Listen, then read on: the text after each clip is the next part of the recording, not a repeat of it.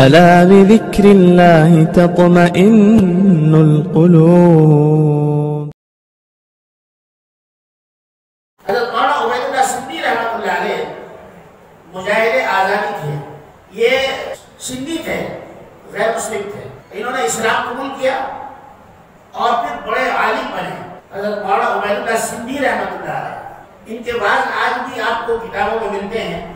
جب ہندوستان کو انگریزوں سے ہم آزاد کرا رہے تھے تو مولانا ابو الکلام آزاد سے مولانا عطا اللہ شاہ بخاری، مولانا حسن موہانی اور دیگر علماء کرام سے ان کی میٹنگیں ہمیشہ ہوا کرتی تھی.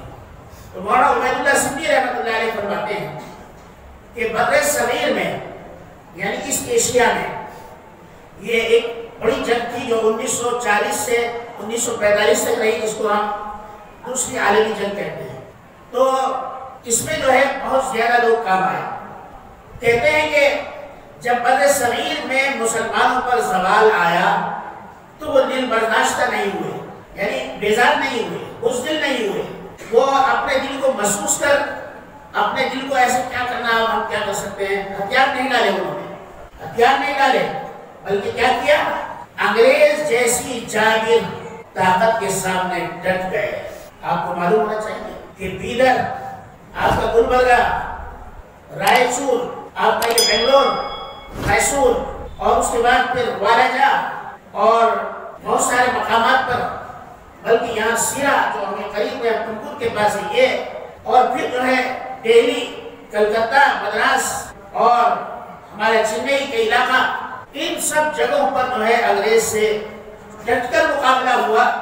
ہماری تاریخ شاہد ہے کہ جہاں بھی مسلمانوں نے ان کے ساتھ مقابلہ کیا انگریزوں کو پسپا کر دیا. میں آپ کو لڑائی کے جنگ میں بھیجنا نہیں بھیج رہا ہوں، نہ ہی میں آپ کو یہ کہہ رہا ہوں کہ آپ اپنے گھروں سے نکل جائیں. میں صرف یہ بات کہنا چاہتا ہوں کہ کل اگر یہ حکومت نہیں مانتی ہماری بات اور کل مسلمانوں کے لیے کل کوئی ایسا کالا قانون بن جاتا ہے جو مسلمانوں کی نہ صرف شہریت چھینے گا بلکہ مسلمانوں کو تباہ و برباد کر دے گا، ایسا موقع اگر آ جائے تو ہمیں کسی بھی صورت میں پیچھے نہیں ہٹنا.